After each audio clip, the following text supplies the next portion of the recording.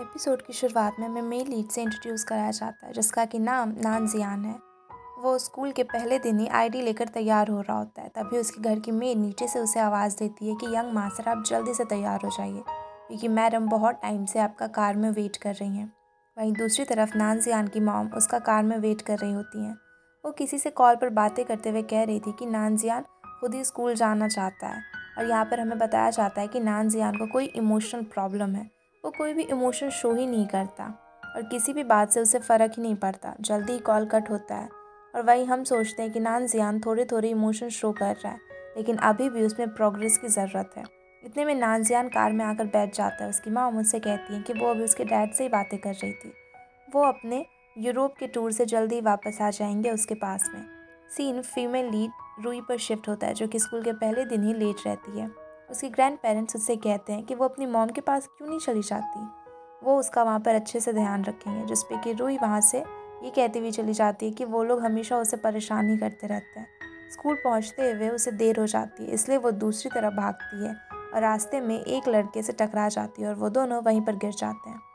ये जान के कि वो लड़का ठीक है, रूही उसे एक कैफ़े ओनर को अपना बैग देकर वहाँ से भागने लग जाती है और अपने स्कूल की दीवार को वो कूद जाती है। उसका दोस्त बहुत कोशिश करता है कि टीचर का ध्यान उस पर ना जाए, लेकिन वो उसे पकड़ लेते हैं और फिर वो बहुत सारे बहाने बनाने लग जाती है। लेकिन टीचर उसे एक अपॉलजी लेटर लिखने के लिए कहते हैं और स्कूल असेंबली में उसे सुनाने को भी कहते हैं। उसी वक्त नान जियान भी वहाँ पर लेट आता है, लेकिन टीचर उसे पनिश नहीं करते। इस बात से रूही को बहुत ही ज़्यादा गुस्सा आता है और फिर वो अपॉलजी लेटर तो लिखती है, लेकिन उसमें सॉरी के साथ साथ वो ये भी लिख देती है कि वो नान श्यान की हेल्प कर रही होती है। वो झूठ कह रही होती है, लेकिन फिर भी इससे टीचर को उसे लास्ट में अपॉलजी मांगनी पड़ जाती है।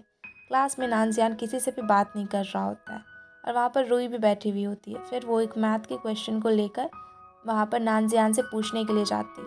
क्लास में भी नान जियान कुछ भी नहीं कह रहा होता, वो चुपचाप बैठा हुआ होता है। तभी मैथ्स की क्लास में वहाँ पर रूही नान जियान का नाम ले लेती है, तो वो उस मैथ के क्वेश्चन को सॉल्व करने के लिए भी चला जाता है और कर भी देता है। सीन फिर इंग्लिश एग्ज़ाम पर शिफ्ट होता है, जिसे कि नान जियान तुरंत कंप्लीट कर वहाँ से चला जाता है और रूही को तो भूख लगी थी, इसलिए वो पेपर देखकर ही भागने लग जाती है। फिर वो ब्रेकफास्ट करने के बाद में दीवार कूद कर अंदर आ रही होती है, तभी वहाँ पर वो नान जियान पर ही गिर जाती है। वो उसे कहता है कि वो उसके पीछे में क्यों पड़ी हुई है। रूही ये कहकर जाने लग जाती है कि इसमें उसकी कोई भी गलती नहीं है, लेकिन फिर भी नान जियान उसे रोकता है क्योंकि उसने उसके गले में एक पेंडेंट को देख लिया था। वो उसका हाथ पकड़कर उसे रोकता है। तभी रूही पीछे मुड़कर उसे पंच मार देती है, जिसकी वजह से कि उसे स्कूल पूल को एक हफ्ते तक साफ करने की पनिशमेंट मिलती है। वो सफाई कर रही होती है, लेकिन तभी उसे कोई आवाज़ सुनाई देती है, जिसे देखने पर वो नान जियान था और फिर वो उसके पास में जाती है, लेकिन दोनों ही पूल में गिर जाते हैं। और हमें एक फ्लैशबैक से पता चलता है कि नान जियान ने बहुत पहले एक लड़की को एक वेल वाला पेंडेंट दिया था, जैसा कि अभी रूही के पास में है, इसलिए वो उसे बात करने की कोशिश कर रहा था। उसे पूल से निकाल कर वो अपने ड्रेस को चेंज करने के लिए जाती है और नान जियान पीछे से आकर उसे टॉवल देकर कहता है कि उसे इसकी ज़रूरत है। नेक्स्ट सीन में हम रूही के दोस्त को उससे माफ़ी मांगते हुए देखते हैं। वो उसकी मदद करने के लिए नहीं आ पाया था। फिर वो उसे चिढ़ाने लग जाते हैं कि नान जियान उसकी मदद कर रहा था, शायद वो उसे पसंद करने लगा हो। लेकिन रूही ये कहकर मैसेज करना बंद कर देती है कि इसमें उसकी खुद की गलती है, वो उसकी मदद नहीं कर रहा था।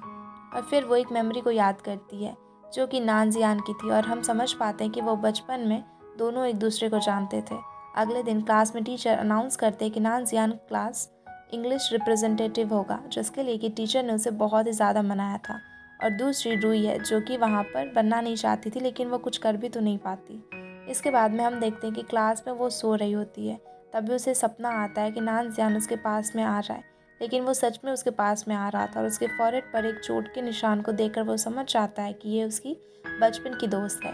लेकिन जब रूही को ये रियलाइज़ होता है कि नान जियान सच में उसके सामने है, तो वो उठकर वहाँ से भाग जाती है। फिर कैफ़े में वो मिस्टर ली से मिलती है और कुछ बातें करती है। फिर उन्हें अपना नंबर बताकर वहाँ से चली जाती है, जो कि पीछे खड़ा नान जियान भी देख रहा होता है और वो भी नोट कर लेता है। घर पहुँचने पर उसके भाई उसे अंदर जाने से रोकते हैं, लेकिन वो वहाँ पर चली जाती है। अंदर उसके टीचर बैठे थे जो कि उसकी मॉम को उसके इंग्लिश रिप्रेजेंटेटिव बनने की बात बता रहे होते हैं। उनके जाने के बाद में मॉम उसे अब्रॉड भेजने की बात कहती है, लेकिन यहाँ पर हम देखते हैं कि रूही तो साफ साफ मना कर देती है, जिसकी वजह से दोनों में शर्त लगती है कि आगे रूही नेक्स्ट सेमेस्टर में अगर 90% से ज़्यादा ले आई तो वो उसे नहीं भेजेंगी। रूम में उसे कोई भी मिस्टर एक्स मैसेज कर रहा होता है। उसे लगता है कि ये मिस्टर ली हैं क्योंकि उसने उन्हें ही अपना नंबर दिया था और वो बात करने लग जाती है। अगले दिन वो क्लास में पढ़ रही होती है, जिससे कि उसके दोस्त शॉक हो जाते हैं। वो उसे कहते हैं कि तुम कैसे पढ़ सकती हो, जिस पर कि वो पूरी कहानी बताती है। फिर लंच के दौरान मिनान जियान का एक ऑकवर्ड सा इंट्रोडक्शन होता है ड्रामा की सेकेंड फीमेल लीड यांग से, और वो बातें करते हैं कि नान जियान का टेस्ट इतना बुरा नहीं होगा। रूई कहती है कि ऐसा कुछ भी नहीं होगा, वो उसे खाना खाने दें। सीन चेंज होता है और क्लास में टीचर रूई को खड़ा कर कर उससे पूछते हैं कि वो कहाँ से पढ़ रही है, उसे आगे कंटिन्यू करो। अब रूई को तो पता ही नहीं था, इसलिए उसकी हेल्प वहाँ पर नानजियान करता है। पढ़ने के बाद में रूई कहती है कि वो कैसे पढ़ेगी, ये देख कर के उसकी आंखों में दर्द होता है।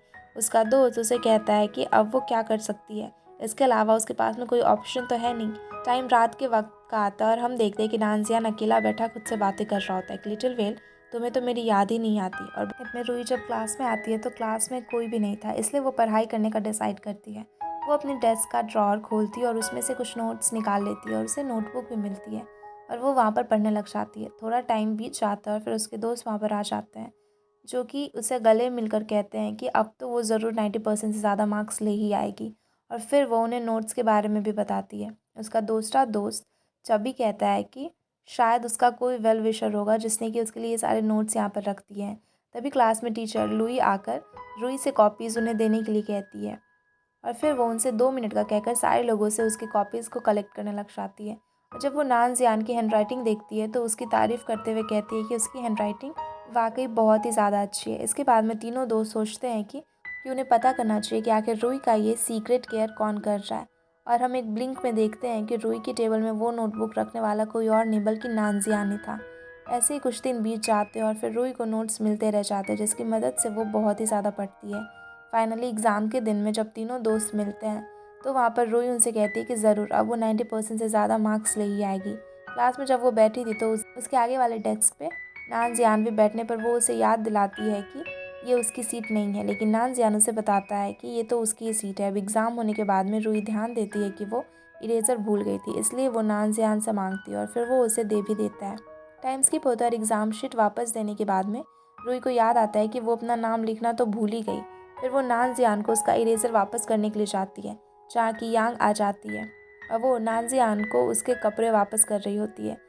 और फिर वो उसे क्लास चेंज करने की बात करती है, लेकिन नान जियान उसकी बातों का कोई भी जवाब नहीं देता। इसके बाद में वहाँ एक सीनियर लड़का आ जाता है जो कि खुद को यांग का वीएफ बताता है और फिर नान जियान को यांग से दूर रहने के लिए कहता है। बीच में रूई आकर उसे कहती है कि पहले वो यांग से जाकर पूछे कि उसकी वो जीएफ है भी या फिर नहीं। उसके जाने के बाद में वो नोटिस करती है कि नान जियान की तबीयत ख़राब हो गई है। वापस घर जाते वक्त टीचर लुई रूई से पूछते हैं कि एक सवाल सिलेबस से बाहर आया था, क्या उसने उसका जवाब दिया था, लेकिन रूई इस बारे में श्योर नहीं थी। घर पर रूई उन नोट्स को कॉपी में से आंसर को मिलाने की कोशिश कर रही होती है।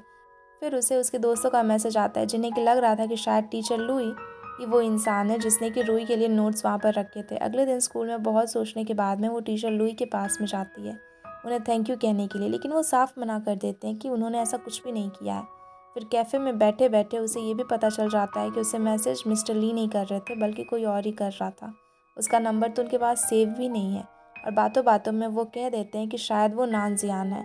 और इसी बीच रूई को भी पता चल जाता है कि नान जियान को सोशल एंग्जाइटी डिसऑर्डर है और ये सुनकर रूई रियलाइज़ करती है कि इसी वजह से उसकी तबीयत वहाँ पर ख़राब हो गई थी। वो नान जियान को मैसेज कर कर मिलने के लिए बुलाती है। टाइम स्किप होता है और शाम के वक्त में वो उसका इंतज़ार कर रही होती है कि तभी वहाँ पर वो आ जाता है। वो उसे झूठ बोलने की वजह पूछती है कि आखिर क्यों उसने उसके टेबल से वो सारे बॉक्सेस लिए। नान जियान उसे कहता है कि वो सारे नीचे गिर गए थे, उसने रूई के वेल वाले पेंडेंट का आधा हिस्सा भी था। और बस यहीं रूई भी समझ जाती है कि नान जियान कौन है और उसकी आंखों में आंसू आ जाते हैं। इसके बाद में दोनों बातें करने लग जाते हैं कि कैसी उनकी लाइफ उन्हें एक दूसरे से अलग कर देने के बाद में भी इतनी ज़्यादा बदल गई है। फिर थोड़ी देर बातें करने के बाद में रूही उसे कहती है कि उसे स्कूल में प्रोटेक्ट करेगी, कोई भी उसे परेशान करेगा तो वो उसे अच्छे से धुलाई करेगी। जवाब में नान जियान हंसते हुए कहता है कि वो बचपन से ही ऐसा करती है, उसे हमेशा प्रोटेक्ट। जिसके जवाब में रूही कहती है कि वो पहले से ज़्यादा ताकतवर हो गई है। अब अगले दिन स्कूल में जब वो अपने दोस्तों से मिलती है तो उसे पूछने पर कि उसकी मीटिंग कैसी रही नान जियान के साथ में, इसके जवाब में रूही कहती है कि वो बस एक मिसअंडरस्टैंडिंग थी। इसके बाद में रिटर्निंग के वक्त में रूही फिर से उनके पास से गायब हो जाती है और उसके दोस्त सोचने लग जाते हैं कि आखिर वो कहाँ चली गई। फिर वो उसे मिस्टर ली के कैफ़े में नान जियान के साथ में देखते हैं और फिर वो उसे सवाल करने लग जाते हैं ये सब कुछ कब से चल रहा था। रूही जवाब देती है कि ऐसा कुछ भी नहीं है, बस वो और नानजियान बचपन के दोस्त हैं और यही वजह है कि वो उसके साथ में थी। इसके बाद में चौबे भी उसे सवाल करता है कि कैसे अपने बचपन के दोस्त को नहीं पहचान पाई। यह सुनकर रूही जवाब देती है कि बचपन में नानजियान की हाइट बहुत ही कम थी, लेकिन अब तो वो उससे भी ज़्यादा लंबा हो गया है। टाइम स्किप होता है और फिर चौबे वापस जा रहा था, लेकिन वो अपने साथ में चल रही अपने दोस्त से कहता है कि रूही बदल गई है। वो बातें छिपाने लगी है, जैसे उसने ये नहीं बताया कि नानजियान उसका बचपन का दोस्त है। सीन रूही पर शिफ्ट होता है, जो कि घर जाती है और उसकी मॉम वहाँ पर आई हुई थी, जो कि उसे कहती है कि उन्होंने टीचर लुई से बात की है और अब उसे ट्यूशन में नानजियान देगा। जो सुनकर रूही बहुत ही ज़्यादा खुश हो जाती है। रूम में जाकर नानजियान को टेक्स्ट करती है कि वो कितनी खुश है। नानजियान मजाक में कहता है कि वो बहुत ही स्ट्रिक्ट टीचर है और रूही उसे कहती है कि वो किसी से भी नहीं डरती है। अगली सुबह टीचर लुई नानजियान और रूही को क्लास रिप्रेजेंटेटिव होने के नाते एक बोर्ड तैयार करने के लिए कहते हैं। इसलिए रूही नानजियान को लिखने को कहती है, क्योंकि उसकी हैंडराइटिंग काफ़ी ज़्यादा अच्छी थी। और वो चबी को कहती है कि वो मिस्टर ली को कह दे कि आज वो कैफ़े में नहीं जाएगी कॉफ़ी सीखने के लिए, लेकिन चबी ध्यान नहीं देता। इसलिए शू उसे कहती है कि वो कह देगी, लेकिन कैफ़े में भी चबी रूही से नाराज़ था, इसलिए वो ज़्यादा टाइम नानजियान के साथ में बिता रही होती है। मिस्टर ली भी उसे समझाने की कोशिश करते हैं, लेकिन वो कुछ भी सुनने के लिए तैयार ही नहीं था। अगले दिन चबी और शू रूही का वेट कर रहे होते हैं मूवी देखने के लिए, लेकिन वो नानजियान के साथ में घर चली जाती है ट्यूशन के लिए। चबी को जब ये पता चलता है तो उसे रूही बताती है, उसे माफ़ी भी मांगती है कि वो इस सारी चीज़ों को भूल गई थी। लेकिन चबी तो शू के साथ में नानजियान का घर ढूंढते हुए वहाँ पर पहुँच जाता है और कहता है कि वो बदल गई है। रूही शॉक हो जाती है, लेकिन उसे चबी की बातें अजीब लगती है। इतना कहकर चबी वहाँ से चला जाता है और फिर शू उसके पीछे में चली जाती है। नानजियान और रूही दोबारा मिलने का कहकर रूही नानजियान से कंफ्यूज होकर वहाँ पर कहती है कि उसे समझ नहीं आ रहा कि अब वो क्या करे। चबी ऐसे बिहेव कर रहा है और बस इसी के साथ में ये एपिसोड यहीं पे ख़त्म हो जाता है। Thanks everyone for watching. और वीडियो अच्छी लगी हो तो वीडियो को लाइक करके चैनल को सब्सक्राइब ज़रूर कर देना।